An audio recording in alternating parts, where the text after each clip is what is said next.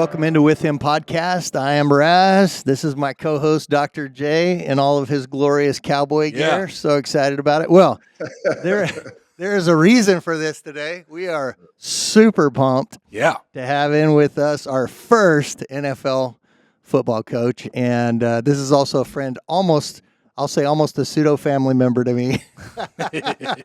Ben Steele, who is the tight ends coach with the Arizona Cardinals. So, Ben, welcome in, man. We are so pumped that you're here with us today. Thank you so much for having me. And it's not pseudo. We're family. I don't know how. I don't know how that works, but yeah, you guys have always been welcoming. It's always good to see you when we play in Cincinnati or anywhere close near there. And so yeah, fired up to be on. And unfortunate that you had to wear the Cowboys gear. However, one of my kids' teachers is also a Cowboys fan, and year before last when we played the Cowboys, it was one of our only 4 wins. So I was like, well, that's fine. Right. You can be a Cowboys fan. You guys win it. It's tough when you're America's team, but let's be honest, like we're not winning enough to be America's team anymore. Yeah, I don't know. Right. Maybe Russia's team or something. I don't know. It's bad. They'll get going. One of my good friends just got hired as the offensive coordinator, so I'm rooting for him on the side. Okay. Oh, there you go. Awesome. Nice. Love it.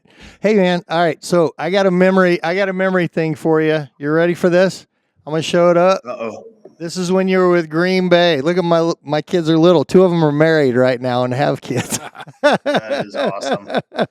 So that is awesome. Yeah. So you've always been really good to us, man. You've been super generous, and that was an amazing game. Actually, you were with Green Bay, and that was here near us in Indianapolis, and that was actually a really awesome game because that was Peyton Manning against Favre, and it was a shootout, man. I mean, Colts won that, but it was an amazing shootout. The one thing I remember from that game is, I was a backup tight end, but I was heavily involved in special teams. It's kind of how I made my niche. And Peyton Manning, Brett Favre, lots of scores. So there was a lot of kickoffs and a lot of kickoff returns, and I was gassed. I was like, man, I've never played this much, but it was because of all the scores. So I was like, we got to go out there again. Yeah, it was ridiculous. What was exciting for us? We're like, where's 82? Where's was really for? We were pretty pumped. We'd always look for you on TV. Your mom would do that too. By the way, I'm gonna give a shout out to your mom right now, man. She is the best. We love her so much, man. She raised you guys pretty much on her own. She's a Colorado farm woman, and so I'm giving a shout out to Sharon there. So she's pretty awesome. Nice. Love it. Love it. Hey, Mom, she'll be watching for sure. Oh yeah, she'll watch it for sure. Yeah, no doubt about it. But yeah, you know what's funny in that game too, and I don't know if you'll remember this or not, but the Colts had a really good linebacker that was on special teams, kind of an all-pro linebacker. I think his number was 50. Like if I would remember his name, you guys would probably know it. But I think you guys hit somewhere down the line. You hurt your wrist, or you hurt your hand or your wrist or something, and you were messing around with it. And I remember you were like, we were down underneath. I'm like, hey man, is your wrist hurt or something? You're like, shh. You're like I'm fine. I'm fine. I was under that to where if you got hurt, you were no good to the team, and you probably wouldn't be around very long. So I know. I would hide stuff, and it's crazy to think too, like the with the concussion and the awareness that we have today. Like I remember, I got knocked out when we played the Bills one game, and I went to the wrong sideline even, and they were like trying to figure out if I could go back in the game or not. And I was like, I don't think that's a good idea. I know, man. People don't understand. Like when they're thinking about the NFL, they're always thinking about your Brett Favre's and all those guys. But many of the players on there are like how you were, where they're like, next injury, they could be done with their football career. They don't have $5 million sitting somewhere, or $20 million or $100 million, and people don't understand that. There's a lot of guys that aren't, that are in that place. Yeah, no question. And the average career for an NFL player is like 3.5 years. Yeah. And it really doesn't take into factor, like it kind of depends on when you were drafted or how much money they paid you to sign and Yeah. and all those things. But yeah, there's a lot of what we like to call glue guys that are, kind of doing the dirty work behind the scenes, that are running down on kickoff and doing special teams, and there's no off days for those guys. And so those guys are just as important as the superstars, because they are the glue that keeps your team together. No doubt. Kind of. No doubt. Yeah. Yeah. One of the, and I know Jamie's going to have a lot of questions. One of the things I want to hit, and we can keep talking football later Can too. I ask a real quick question? Yeah, go ahead. Go Superstars? ahead, man. Jump in. Yeah. I got to let you Okay, jump in. so you play with Favre. How do you navigate, like, this is a teammate, he's just a guy, but he's also like a superstar, Hall of Fame player. How do you navigate that? And is that a thing that happens in locker rooms where there's one player that everyone is kind of like, reverencing a lot, or is it pretty like it's a locker room, we're all just going to be equal partners on this team? Yeah, I mean, it's easier to say that everyone's equal partner on the team, but at the same time, like when I got there, I watched Brett Favre play against my Denver Broncos as a Right. I guess I was in college, but so I mean, his legend and just him as a person, like I was definitely awestruck.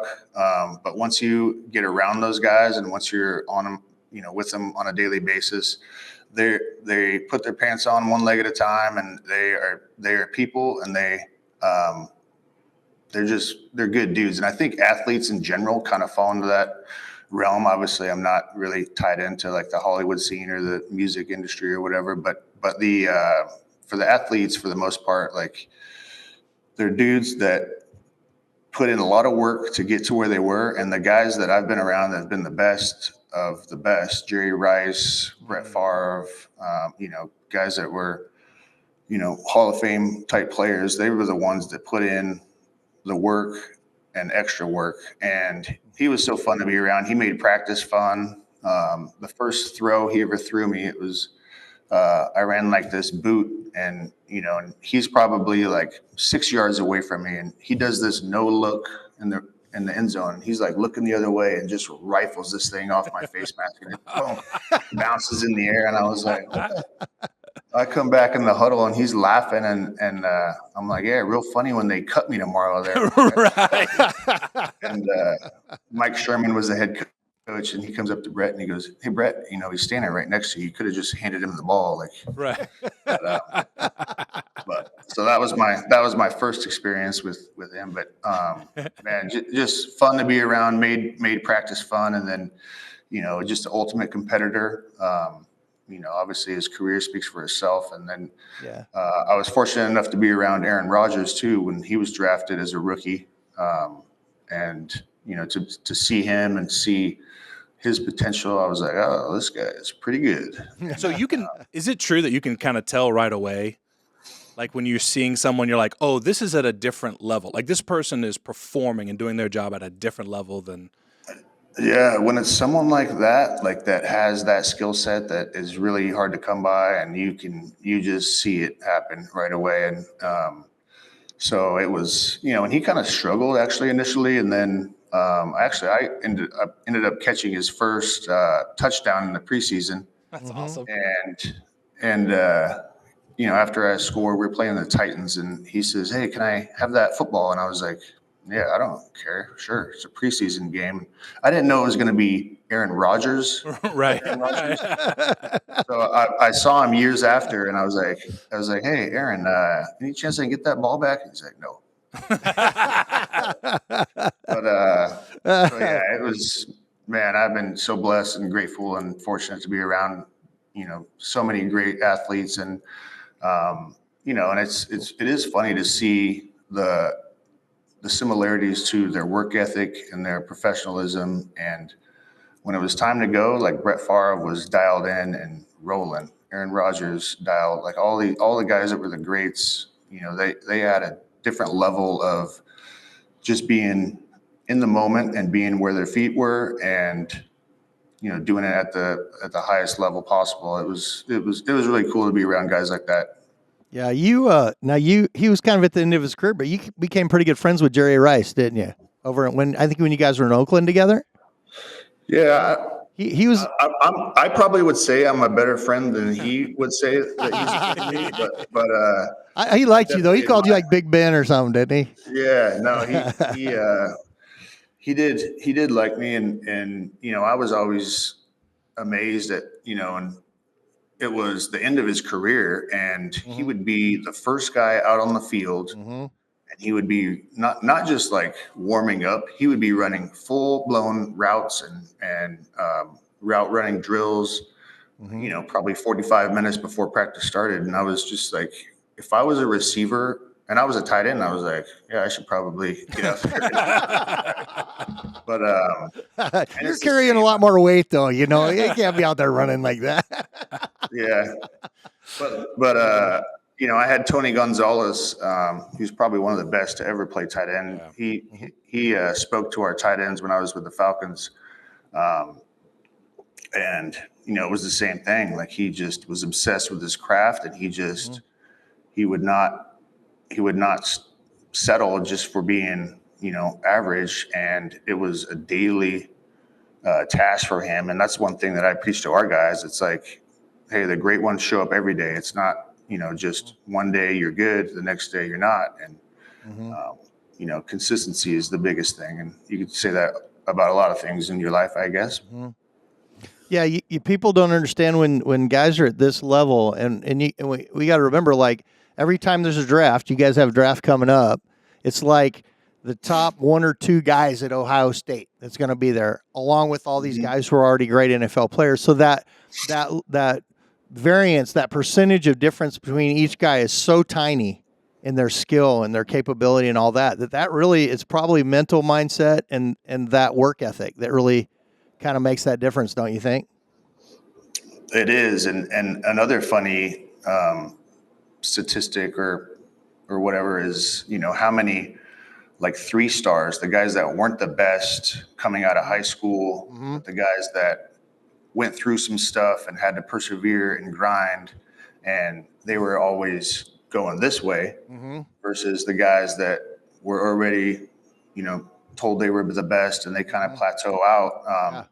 So that's always interesting to me to see, the guys that kind of, go through some stuff and they have to figure it out and, end up being in the long term, guys that are doing it at the highest level. So yeah, draft is coming up. Yeah. So excited about that. So. Yeah, no doubt. And you're going to tell us who you guys are picking right here live? That's what I heard. That's what I heard. If I knew, I watch it in my office on ESPN just like anyone else. And unless we're taking a tight end, right. I find out the same. Oh, we drafted that guy. That guy's pretty good. That's hilarious, man. From an inside behind the scenes standpoint, like as a positions coach, are you getting asked questions about particular players or particular guys that you would like to see drafted? I mean, I know you have scouts, but I'm just wondering about you, those position coaches. Do you guys have a lot of say there? Yeah, every team is kind of different, but so I coach tight ends, so I evaluate all the tight ends that are coming out in the draft, and then I present my evaluations to the GM and head coach and the personnel department, and then they kind of make their decisions. But yeah, so our part is big in that because it's you kind of get to know the guy on a personal level. If you want to coach him, can you learn? Does he love football? Is he a guy that is going to be good for the locker room? So, I mean, there's so many factors, and we go to the combine every year in Indy and meet with all these guys individually. And every team is a little bit different on how much input that they listen to. We have a really good staff that definitely takes input and takes advice on the guys that I'd like, the guys that I don't like. So yeah, it's a long process, and we watch a lot of guys, a lot of tape, and it's fun because you get to see these guys, and even if we don't draft them, you see them down the road, and maybe they're free agents, and you have a history with them, and you have a little bit of a background on who they are and what kind of person they are. Right. Right. Okay? You mentioned a couple of metrics. I know there's intangibles and there's things that you can measure. For you and for your staff, what's the number one thing? Like, if you could only have one thing out of a guy, what would that number one thing be? Intangible or something measurable? I mean, I think it kind of goes hand in hand. You obviously want a guy that is really talented, but for us, one of the biggest things is what we talk about is our mode of play, which is our motor and our violence, which is, how hard the guy plays. Because, and I've been around a lot of guys that maybe weren't as talented, probably me included, that maybe weren't as talented as other guys on the team, but they played hard and could get lined up. They were smart. And, they did the little extra things that maybe someone who is more talented might cut corners and not be someone who's going to bring the team together. And so much of the culture is to me, that's kind of the difference between every team is good. Every team has good players, but the intangibles of someone who is at the fourth quarter going to be playing just as hard as he did in the first quarter. So, it kind of goes hand in hand. But good players make good coaches. So I really like to draft the good players that can play football really well. And I'm blessed here. I love that. We've got such a good tight end room. Trey McBride is he's rocking it. Pro Bowl player. Just re-signed, highest paid tight end in the NFL right now. And I was trying to see where that coach's percentage on that contract. Yeah, for real. What's up with that? Yes, come on now. That fell between the cracks, unfortunately. You talked to HR, I feel like here. Oh man, that's right. Yeah. Now and your brother's not happy about this at all. But I think that your niece Ella wants to marry him. So I don't know. That's the rumor I hear. Yeah. That's what. I know. He's a good-looking kid for sure. He is, man. He's such a good kid that just loves the game, and he's so personable, and the fans love him because he's genuine, and he's always got a smile on his face. Like he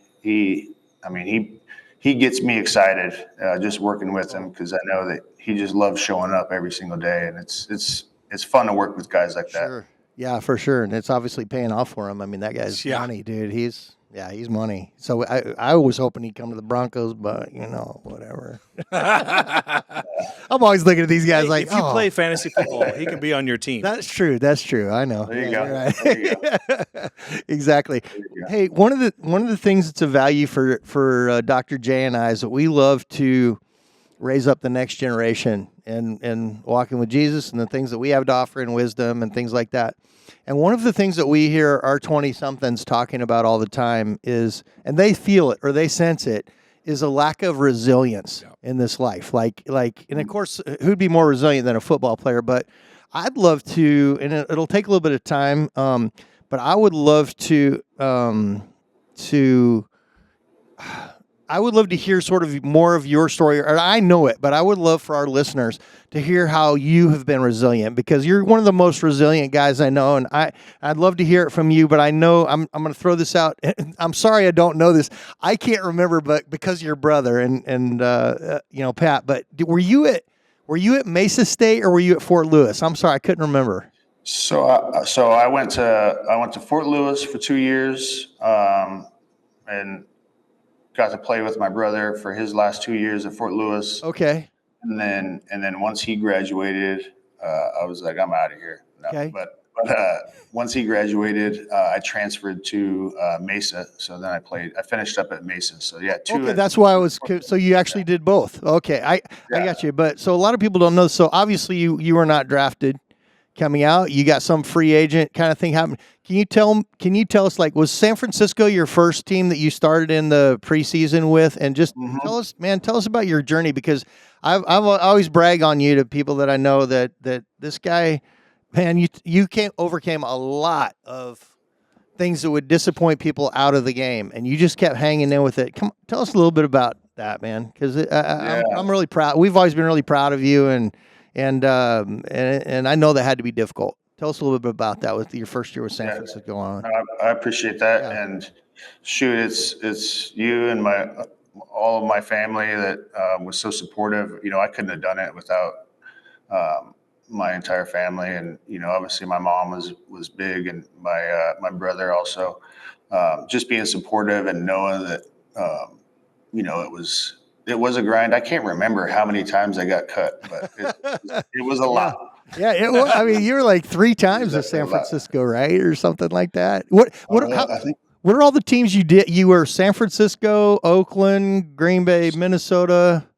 Am I missing something there? Texans at the end.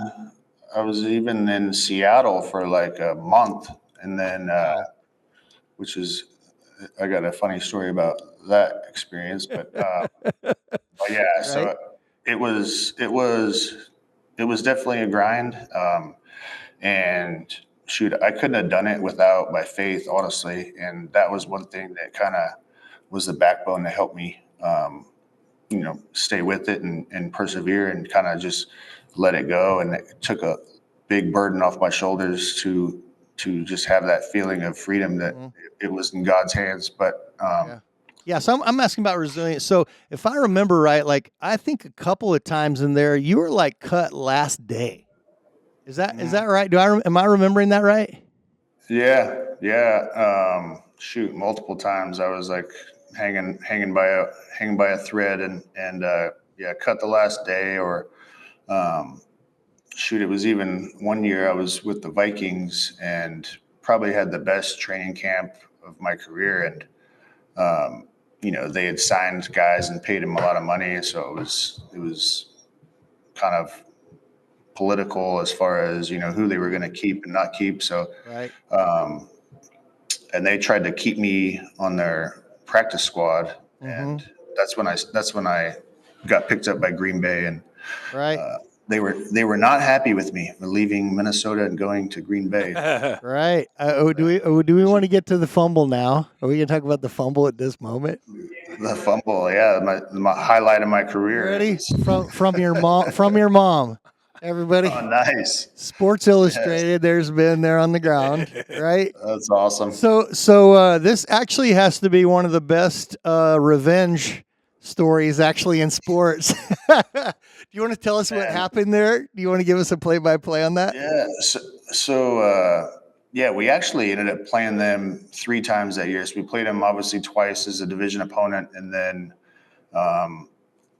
and so that first time we beat them, it was late in the game. We were down, and you know, I was on kickoff return, and Robert Ferguson was our returner, as a receiver that was returning the kick, and you know, I'm blocking my guy, and then I see he, you know, fumbles the ball. He gets hit, and the ball comes out, and I literally stole it from the other guy. Like I never admitted that to the. Yes. So I'm coming clean today, but you know, it was probably the longest 2 minutes of my life, just being under the pile and just getting punched and pinched and scratched and trying to, and you know, I stole the ball out of his hands, and it's whoever comes out with the ball, the ref's like, yeah, Green Bay ball, and then we went on to score to beat him for our first time, and then we beat him the second time on Christmas Eve for the division championship. Awesome. Yeah. So it was. That's awesome. So that's true. That's true. The biting, the scratching, the poking on the bottom of a pile. That's for real. Because you hear that from commentators, but that's real. Yeah. It is real, and it's bad. Like poking your eyes out, and you know, punching you and other places. Right. You don't want to be punched, but.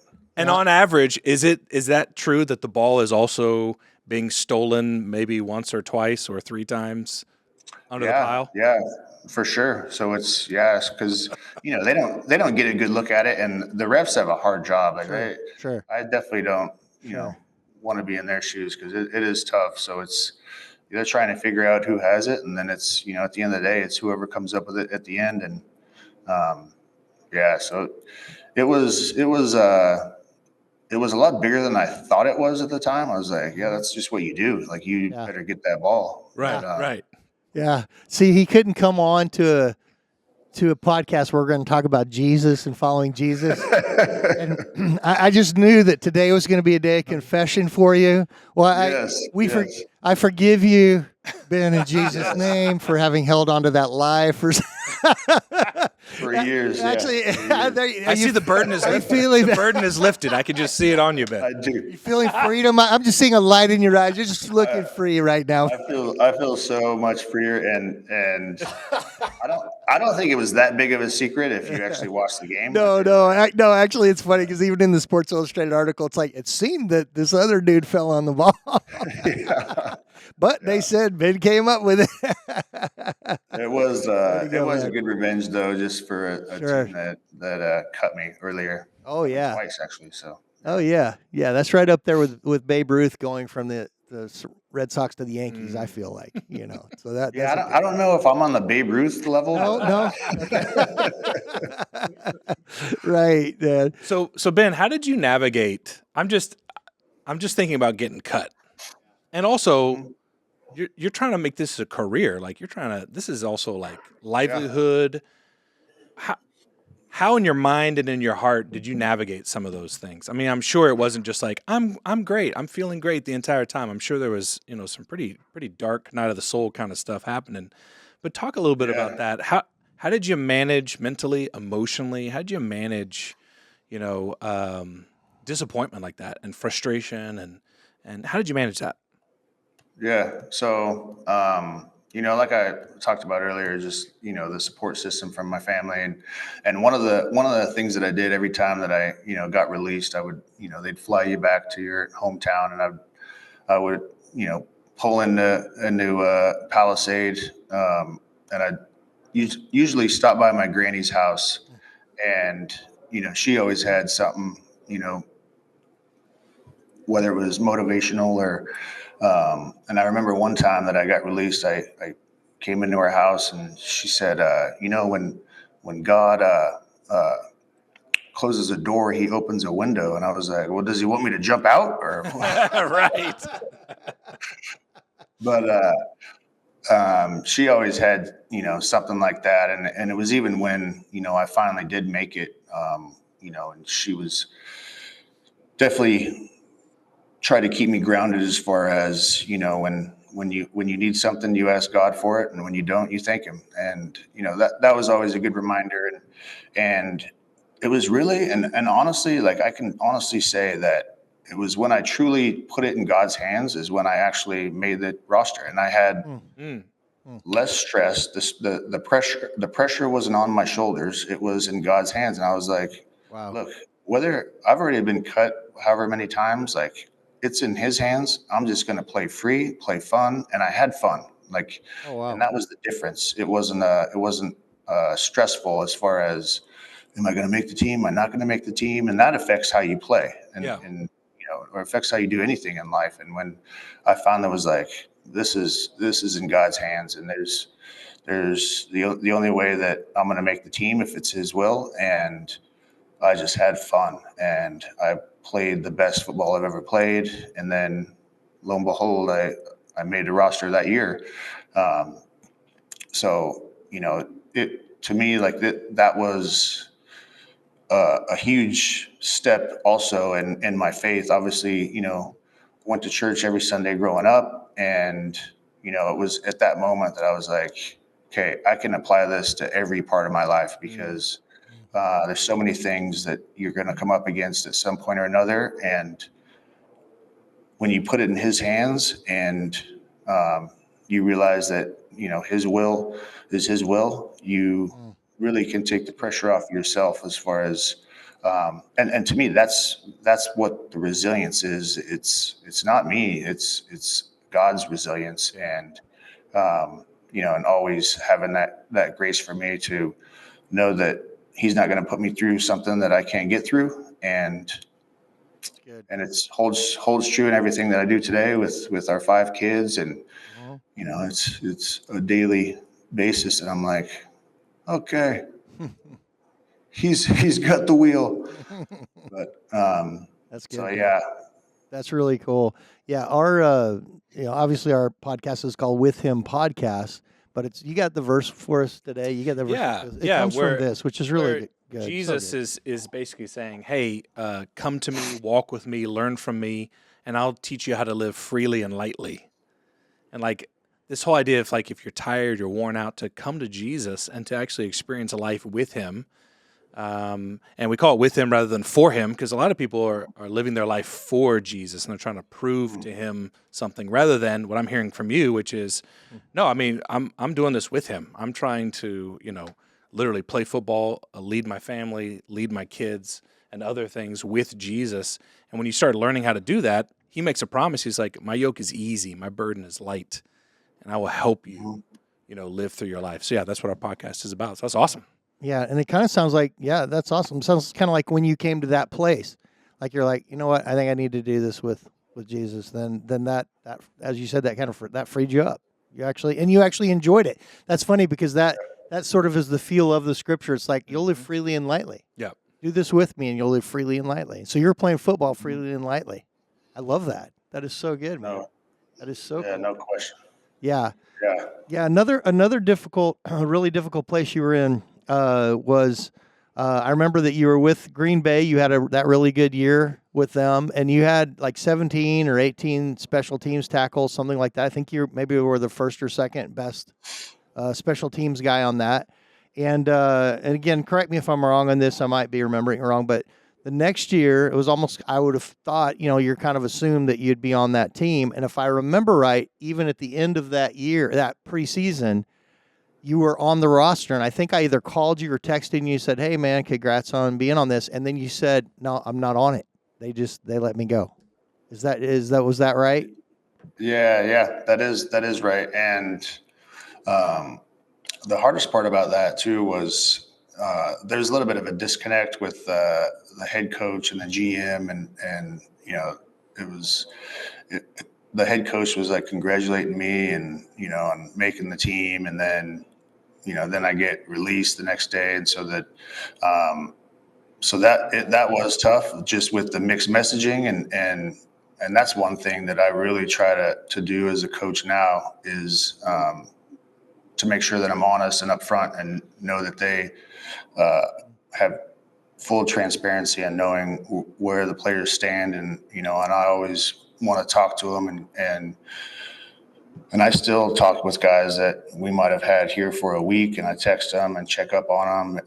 That's cool. Because so that's something that I kind of got from being in their shoes and knowing that you put so much effort, so much work into your dream, and then not to take that lightly. So I feel like that kind of helps also with just developing a relationship with the guys, and you can actually coach them harder when they know that you actually care about them. Yeah. Oh, that's good. Yeah. I mean, more than just a player, but yeah. Yeah, that's really kind of a golden rule thing, right? I mean, you would have wanted to be talked to, like, "Hey, Ben, here's where we're letting you go, blah blah blah," and yeah, so that's awesome. So that negativity actually became something positive for you in coaching, where when you coach, No question, and you want to do it differently. and That's good. And I think that is something that kind of holds true in everyone's life, as far as I easily could have been bitter and been right. But to me, it's like that's one of the reasons why I wanted to get into coaching, because I had some really good coaches, and Joe Romano, my high school coach, who my brother Pat coaches with still at the high school, but he was a huge influence, a positive influence that was like a father figure for me growing up. And then I've also had guys that I was like, all right, he is really bad, and I want to coach the exact opposite of his coaching style. Yeah, you're not naming any of those here. That's probably no. But yeah. and it's something that really has molded me as a coach now. It's from you definitely can learn from the good and bad right experiences that you go through. Right, for sure. Yeah, for sure. In fact, you mentioning the Romano being like a father figure to you. Now, I'm back. I'm gonna back you way up. Tell us kind of about your faith journey. Like I know for the most part, I think you and your brother were raised by your mom, and you know what? I never knew your grandma. I don't think I ever knew her. But again, Sharon's amazing. But tell us about just growing up and kind of what was happening there. Yeah. So my mom raised me and my brother. So she kind of, filled both shoes in the house, and yeah, and Sunday mornings, it's I go through it now where it's like every morning it's like it seems like it's something new that I bring up. I'm like, okay, go get dressed for church, and like, I don't want to go to church. I'm like, we go to church every Sunday. Like that's what we do. I don't know when you thought that was going to stop, and it was the same growing up. Yep. Um, Yeah. and my granny was there, and it really was a community that kind of helped mold my faith. And when we were acting up in church, my granny would thump the heck out of us Yeah. which she developed a good case of arthritis, and I didn't want to bring it up. It's probably Right. thumping it, but yeah. So Nice. and it was our athletic director was at our same church, and other players that I played with, and friends from. So it was everyone in the community was there, and that's what a church should be. It's a fellowship, and Right. and it's the neighbor down the street holding you accountable, and Right. and so it was and I definitely had my my ups and downs, and and really I started to get stronger in my faith once I got to know more about it. And to me, that's kind of the biggest thing for me is like the more you know, the more you get drawn to it, and the more you get immersed in it, and you realize like, okay, this is the most important thing that I need to focus on in my life. And it's when you don't know that much is when you're easy to fall in the traps. And That's good. so yeah, and I'm forever learning, and that's one thing that we talk about in football. Like you either get better or you get worse. You never stay the same, and it's the same Life, right? in my faith. Like yeah, so I'm not there. I'm still down here, but I'm reaching to go further and further. So it was awesome, and it was so cool.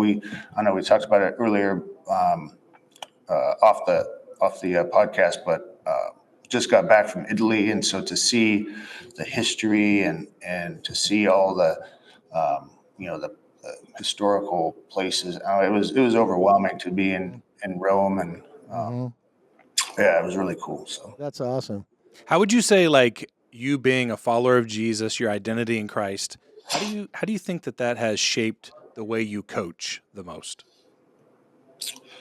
well, one way it shapes the way I coach is I'm not afraid to talk about it in our meetings. We talk about our faith, and I know that's like taboo or however you want to say it nowadays. With you're not supposed to mix, but I don't care, and that's how they get to know me, Yeah. and that's and that's something that drives me. And it's the backbone to who I want to be and who I aim for on a daily basis. So we talk about it, and how important it is for me, and I talk about how just my struggles with trying to make a team, and how I was able to let go and let God, and I think that's encouraging to the guys, and I think one thing that people don't realize too about football is the amount of faith and and Christ followers there are in the sport of football. And we have mass in chapel every Saturday before the games, so there's always church to go to. Obviously, we play on Sunday, so we go Saturday night, and it's a big part of the sport. And so it's really encouraging. It's fun to be around because these are the best players in the world at what they do, and so many of them are just super strong in their faith, and to see how they impact other people in the community and how they inspire other people is really cool. Right. Yeah. That's awesome. Yeah. I kind of feel like you are seeing that. I mean, I think weirdly, whether NFL likes it or not, or TV or whatever, you do see it. Like I remember not too long ago, there was kind of almost like a revival that happened with the Eagles. Yep. Remember a few years ago? I think they won the Super Bowl that year. And you sense that with teams like that happened here with Ohio State this year, and right toward the beginning of the year, all of a sudden, all these guys are they're reading their Bibles out in public, and they're out talking to their students, and they had I think they had like a couple hundred baptisms one day, and it was all a lot of the football players who were instigating their national championship ring. I just saw yesterday. We hired our offensive line coach was the offensive line coach for Ohio State last year, but I just was looking at their new championship rings that they have, and they have a cross on the inside of their ring, which we've never seen that, which is awesome. How cool is that? So cool. It's on all the rings, or just that coach? Yeah. Wow. All the rings has a cross on the inside of it, and that's the team and that's what it takes. It takes the team and the players, and they say, this is what's important to us. Like, we want this on our national championship ring, and then it's on the ring. That's cool. So wow, that's cool. Yes. That's awesome. Yeah. It's funny because sometimes you think of football, high paced, aggressive, lots of like we're just go go go go go. But then I'm hearing you and describing rhythms, patterns, disciplines. But then I think as I'm talking about this, I'm like, but football is a highly disciplined activity. So I wonder, what rhythms have you found personally that really help you to stay grounded, like connected to Jesus, grounded in your faith, in an environment that's so fast-paced and moving so quickly? I mean, number one is prayer, and it's not a kind of joke. It's I don't pray for wins, but I definitely don't pray for losses. So, Right? but yeah, it really is daily prayer.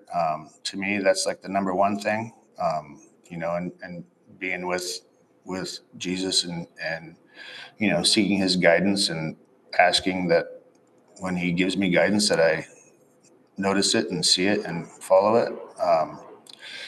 And I think that's kind of something that a lot of players and coaches, because it's such it's a stressful, job. Like, we lose a game, it's like, am I gonna have to move my family again? And so, you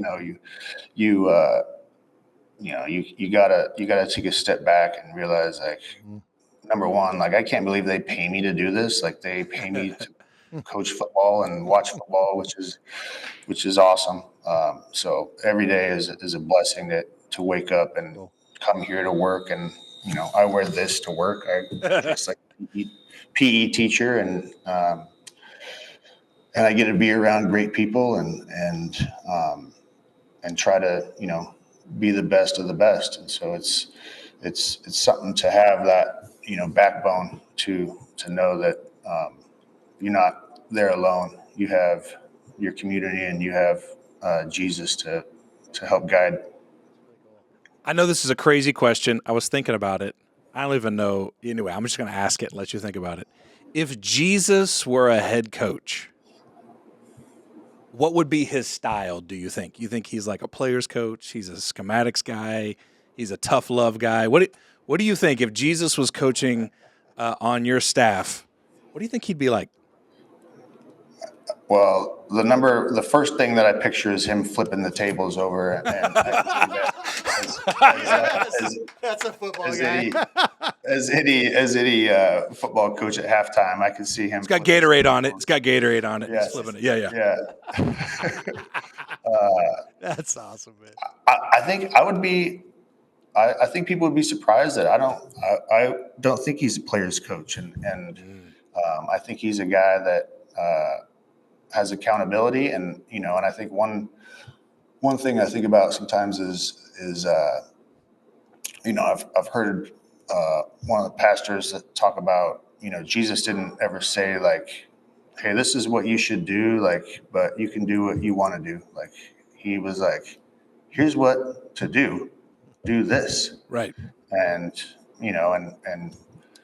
we talk about, in our world, we talk about, well, do you know, and do you know, and the difference is like, do you actually know what to do, or do you know what to do? And when you can do that and you can play fast, and I think that's what, Jesus asks of us in our faith is, do you know, or do you know, Yeah. And Well, that's good, Ben. when you know, it's, you don't get side railed. But yeah, I think he's going to be a tough one, and he's already the goat of coaches already because he'll tell you, hey, I need 10 more push-ups right here. You gotta go through it, and you're like 10, like I can do like maybe like 5 more. I'm already gassed, but you push for 10, and maybe you don't get 10, but you're gonna get 5 or 6. But he's the greatest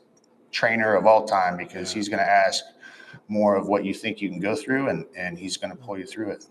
That's so Really awesome. good. That's really good. One of the things we like to say here is that Jesus never asks us to do something or not do something that's not for our benefit.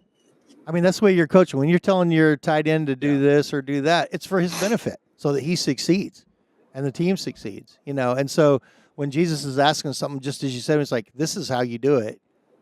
It's for you to live this life that in such a way that's you're going to live freely and lightly in such a way that's going to make you stronger, that's going to make you more usable in the kingdom, all of those kinds of things. So that's interesting. I love that take. That was a great question. I love it because sometimes we think of Jesus like the soft pansy Jesus, and he's gentle. There's no doubt about it. But I mean, there's a Roman centurion that comes to Jesus, and he's like, I'm a man under authority. I know how this works. You just say the word, and my servant's going to be healed. And Jesus is like, okay, I see faith here. There's a sense of like understanding authority, accountability. There's a boss. His name is Jesus, and what he says goes. So it does translate. That makes total sense. It translates into a team where, hey, the coaches are the boss, and they're telling us what to do, and it's go time. Yep. I wonder if there's anything, Ben, that surprised you where you felt like Jesus may have led you to make a decision or to coach up a player in a specific way. And there may not be a story like this, but where Jesus led you to do something that was unexpected or surprised you in your coaching of another player or even in your career. And it could be outside of football too, but anything where Jesus was coaching you up and it surprised you. He asked you to step into something that you weren't expecting. I think the biggest thing that comes to mind is, and as a player and as a coach, like I'm forced to like make decisions for my family on, and this is a funny story. When after the draft and when I was, I had, a handful of teams that wanted to sign me as a free agent, and Jen, my brother's wife, it came down to the Carolina Panthers and the San Francisco 49ers. And I was like, you have to pick one. And like, you don't know which one is going to be the best spot. And she says, well, it's either hurricanes or earthquakes. And I was like, how does that help me? Yeah, and that's such a Jen. Sounds like Jen. As I say, sounds like Jen. Yeah.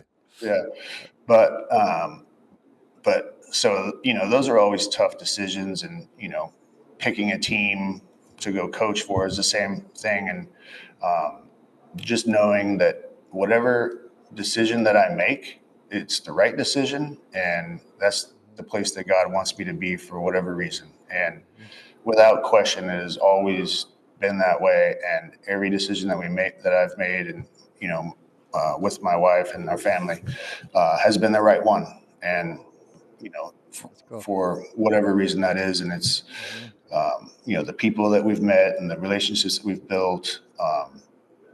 And it's another example of just putting it in his hands and knowing that he's not going to put me in a place that he doesn't want me. So That's awesome. That's really good. And again, a lot of people don't understand how difficult it is. Again, I think they look at the money, they look at all these things, the position that you're in, and as you said, you're blessed to be in the small fraternity that you're in, and enjoy doing what you're doing. But I remember, I think when you ended up with Minnesota a couple years ago, you were in Minnesota, and your wife and kids were still down in Tampa or Atlanta. I forget where you. Atlanta, yeah. So Atlanta. there was a stretch where. So I was in Atlanta for 2 years, and then Minnesota for a year, got fired. Denver for a year, got fired. So we moved 4 times in 4 years, Right. and it's Right. not like moving down the street. Like we're moving Right. across the country. Right. Exactly. And Exactly. and a lot of people end up having to do that to where I got hired so late, and we were having a baby. So my wife stayed in Atlanta, and so that's tough to be in Minnesota for the season, and not be around the family and the newborn and all the other kids. Oh yeah. Yeah, that was really tough. But it's it kind of comes with the territory, Right. and I could sell insurance, but I'm not going to be excited to show up to work every day. As I am here. Yeah, I wouldn't be either. Yeah, no, the thing people don't know is that usually if the head coach gets fired, it's done for everybody because the new guy will want to bring in his guy. I think there was an exception for you one time, maybe in Tampa, where you stayed on year after the coach had left. But most of the time, people don't understand that. It's like you're doing a fine job. There's nothing wrong with what you're doing. But once that determination has come down that, okay, we're going to put it on the head coach and get rid of him, most of the time you're all gone. Right? Everyone's gone. And it's the same thing when a coach retires too, that's the craziest part. Oh wow. Yeah, sure. Retires and like everyone's out of a job. So it's that's wild. So yeah, it's not the normal lifestyle, but I will say this, I do think that our kids have built up some resilience in learning how to adjust to change, because I think that's one thing in life that is guaranteed, is there's going to be some sort of change, and it usually happens when you move to college and everyone gets homesick. But I don't think our kids are going to get homesick. They're like, oh, they'll probably be like, yeah, I used to live here. You're going to hit that many more cities?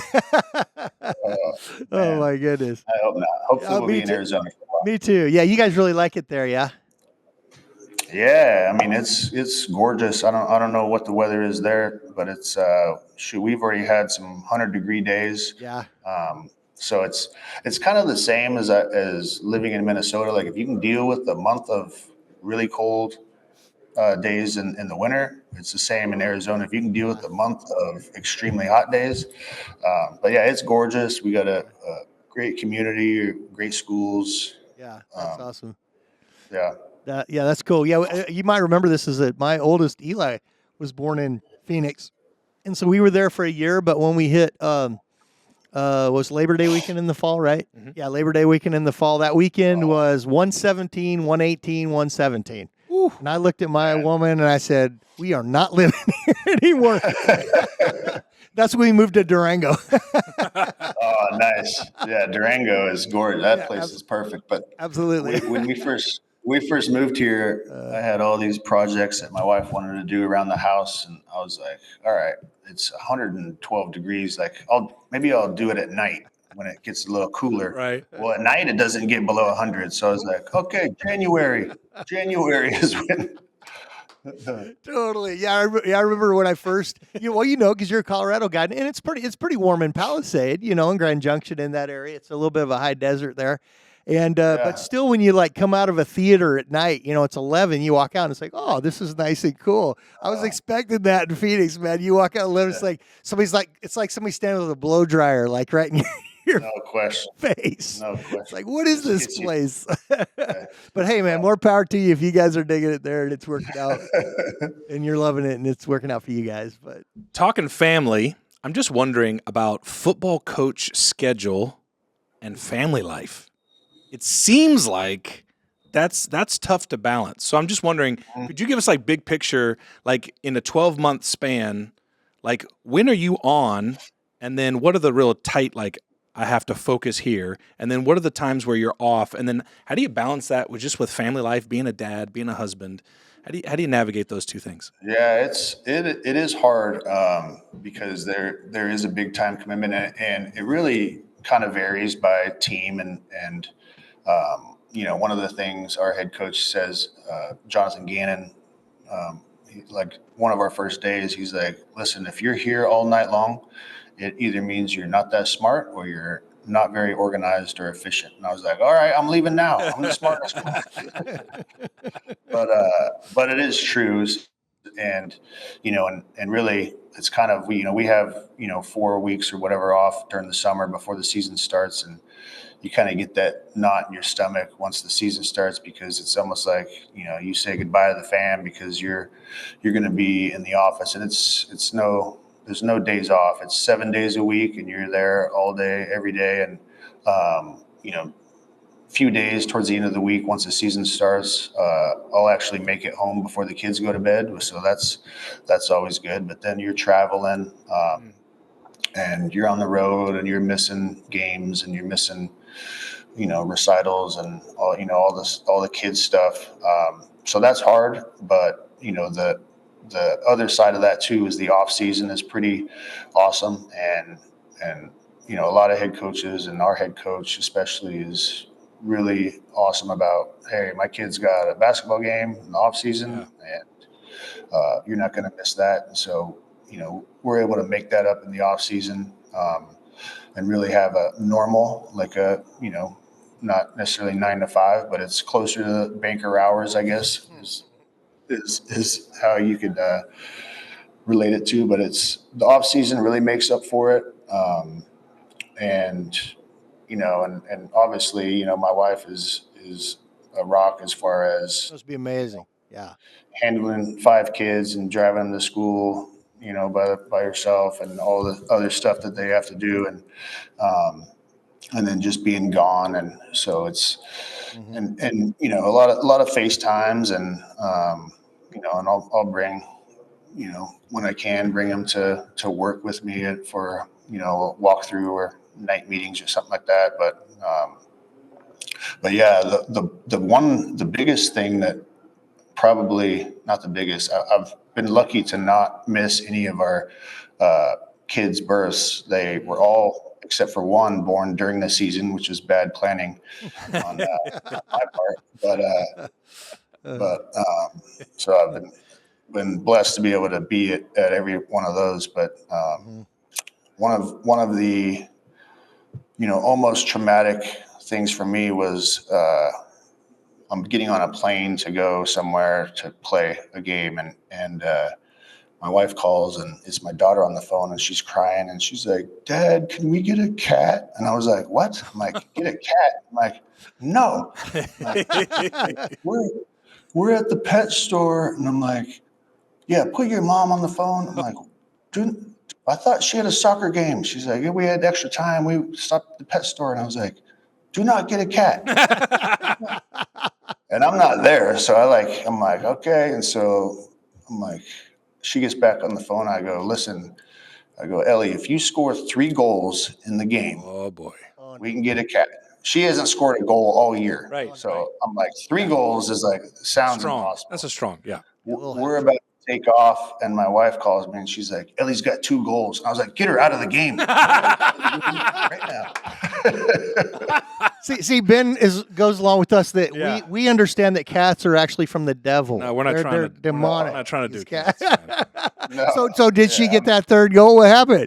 She did not. She did not. Oh, you dodged a bullet, my brother. That's a big one. But she was motivated. That's pretty good. That was one where if I was there, we would not be stopping at the pet store. Right.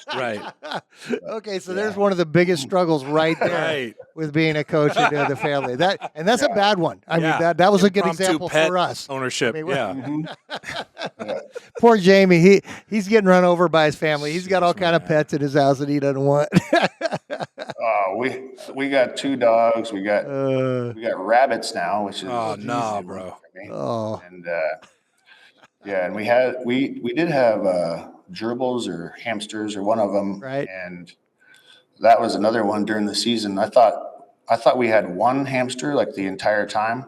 Turns out that there were several of them that either passed or went missing, and we had to replace it. And I was like, They're like, but the "That's dogs number were 7." the dogs were getting a taste for like, blood. Yeah. I was like, "Number." Yeah. It's like Uga, the mascot for Georgia, and Bevo and others, where they just keep replacing them. That's funny, man. Yeah. Oh, that's too much, man. Yeah, you got any other big questions you want to ask? I would love to hear, Ben, about some of your nonprofit work. Yep. I'd love to hear about some of that. We want to promote some of that. Yeah. For sure. And promote some of the work that you're doing. Yep.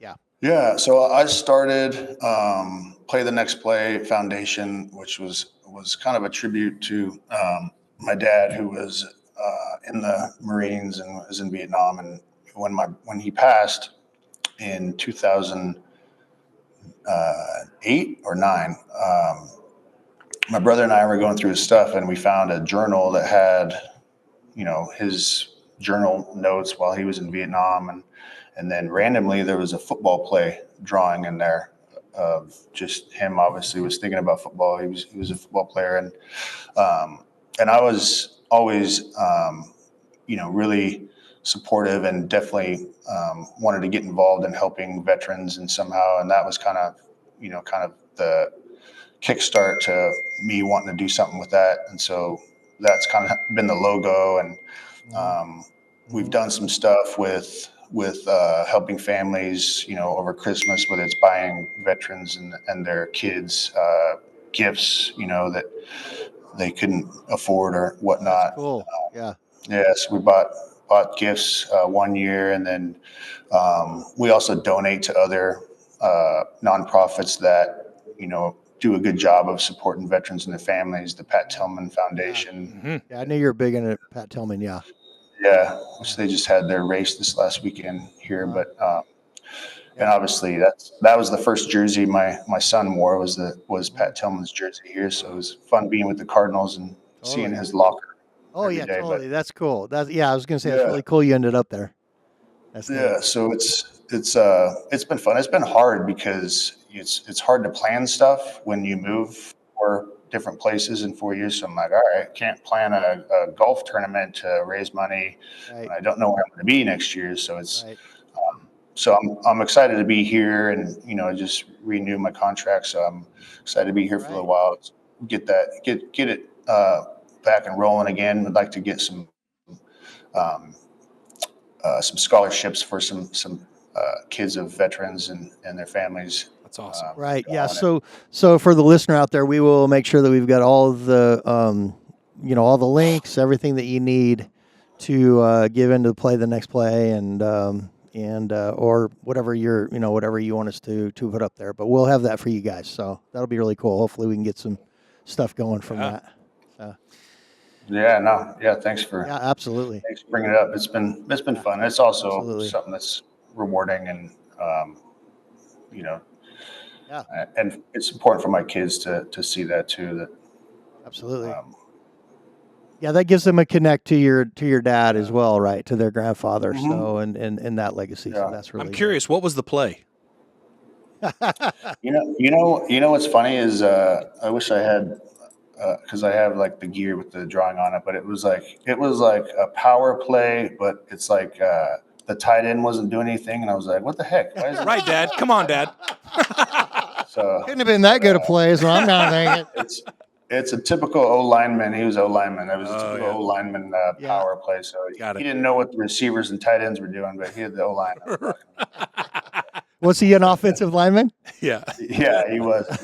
There you go. That's so awesome. Oh my goodness. Awesome. Okay, I know that was deep, and that's really awesome. But I've got to ask you this, man. Why do teams not use their tight ends more? But help me understand this. I'm just a couch coach over here on Monday morning. But why do they not use their tight ends? Well, I'll tell you this. We do. We definitely use our winning tight teams ends. Do. I mean, we're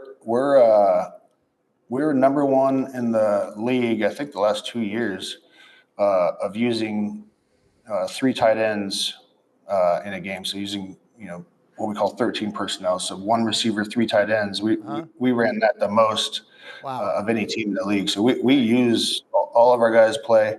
Our Trey McBride had 111 he was great, man. catches this year. So he was obviously a huge part of what we do, and And shoot, everywhere that I've been, it's been the tight ends have been successful, and I'd like to take credit for it, but we'll give you credit. We'll give you credit here. It's on you. That's on you. Everybody, can you hit one there for me? Here we go. That's for Ben. No, that's funny, man. I'm always pressing to get those guys on the field. I'm not a good coach if we have 5 receivers out there. I'm like, I know this is a controversial question. Tush push. I'm just wondering. I mean, obviously Kyler probably is not. He's not a Jalen Hurts guy in terms of size. But are you a fan of tush push or no? I am, because, and there's a reason why not every team does it, because it's not something that's as easy as just get back there and push the guy. Like the Eagles are really good at the technique of it, and it starts with the O-line. Like they're like road graders. Like they run their feet and they move those people out of there, and it's really hard to defend. And it is a skill that is not easy to replicate, which is why if it was that easy, every single team would do it. Right. And a lot of teams do it, and some teams are good at it, but no one does it as good as the Eagles do it. And to me, I think that's an advantage that they have, because they've found a way to get good at doing something. It's not as easy as people think, that you just push them and you get a first down. I have no problem with that. All right. Yeah, the guys back here eating Doritos. Come on, man, just do the tush push. It's easy. No problem. Drinking my Coke. Why don't the Broncos do it? It's so easy to get that 2 yards going into the. Hey, hand me more sour cream, will you? It's not as easy as people think it is. No, that's good, man. So you got a new contract. We've got a new season coming. Draft is coming. There's a lot of new things that are happening. I'm just wondering, what do you feel like you're hearing from Jesus in this new season? What do you feel like he's teaching you? What do you feel like he's asking you to step into? I just wonder, in this season of transition and new things that you're stepping into, anything that you feel like you're hearing from the Lord for this next year? I'm hearing a lot. I'm hearing a lot from him, and and I've been blessed, and I just got back. Before I went to Italy, I spoke at a men's conference in New York about my faith, and I've been asked to do a couple different speaking engagements, which I've kind of been reluctant to do. Mainly because I'm like, well, why do they want me to come talk to? There's you guys are much more knowledgeable about your faith, and my wife was pretty supportive of it, and she told me that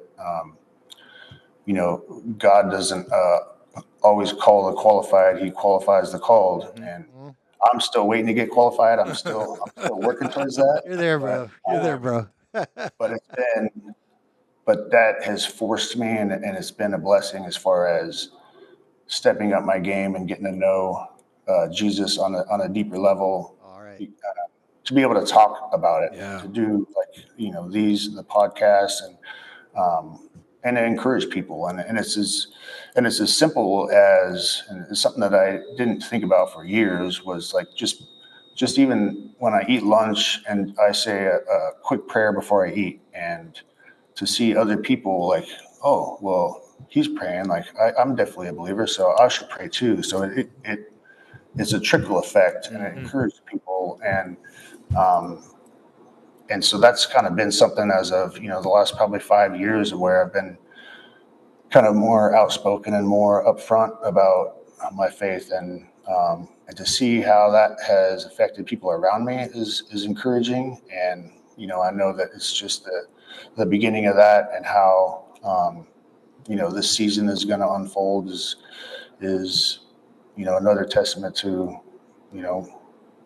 God getting me through only the things that I can handle. And so it's every day is a blessing, and so it's I take it one day at a time, and I just know that when my eyes are fixated on him and the journey that he's called me to be on. I know that I'm not going to fail, regardless of wins or losses. And to me, that's the biggest win. That's awesome. So that's really good, man. I love that. Well, I'll tell you what, man, we appreciate you, Ben, being here so much. And I think it'd be cool if we blessed him Absolutely. and their team and stuff here to end out our time together. However, I do have a message for you from your brother Pat. I mean, of course, you knew he would have to come in. It's in real time. What are we? Yeah. So he says, I'm sure he's got something like he's got a face for radio. Why do you have him on the? That does sound like Pat. He says, tell Ben that I forgive him for the cheap shot and fat lip he gave me in high school. We all good now. He was always so much bigger than me, and so I had to take my cheap shots when I had him. That's so good, man. Well, dude, we appreciate you so much, man. Let us bless you and let us pray for you right now. All right. Yeah, and I just want to affirm you, man. Ben. I just want to affirm you, like yes and amen. Even if you're feeling a little like I don't know if I should step into this, I feel like that's from the Lord. Yes, I really think that's from the Lord, and He's already given you opportunities: Italy, New York. And I think He's just going to give you more. So I want to bless you right now. Absolutely. Father, we thank you for our brother. Thank you for Ben. I thank you for everything that you've been doing in his life, everything you've been teaching him. Thank you that you've taught him even deep ideas like resilience is not in Ben, resilience is in you, in Ben. And so I thank you for my brother. I bless him. I ask that you would bless him with greater intimacy with you, that he would hear your voice even more clearly than he has before, that he would be even more submitted to you and yielded to you. And Father, we say yes to any speaking opportunities that he has, any opportunity that he has to declare how good you are and how awesome you are and how you want to engage with people at every level. We bless our brother. We say yes to that. And I ask that you would continue to surprise him this year with opportunities to declare your goodness, to declare your glory. I bless Ben. I bless his family. I bless the nonprofit. I bless the draft and all the things that are coming up in this next year. We thank you for our brother. We bless him. And it's in Jesus' name we pray. Yeah, amen. Thanks for that, man. Well, again, thanks for being here with us, man. We consider it very much a privilege, and again, you guys are just gearing it up. So the time, we really value your time and really thank you for it. And so with that, I am Raz. This is Dr. J. This has been an amazing time. Yeah. NFL coach with Jesus. Really fun. I also want to thank our boy Mikey B, who's doing all the technical stuff for us. We appreciate him, because this would not happen if it wasn't for Mikey B. So, and we appreciate you guys looking in and listening in. And if you really enjoyed this today, subscribe. Send it off to people who you think would really enjoy this. There are a couple of football fans in America. Yeah, there's a couple. So there are some people who might really enjoy this. And so, again, brother, I love you. Thank you so much for being in here, and we appreciate you, and we're saying bye. See you.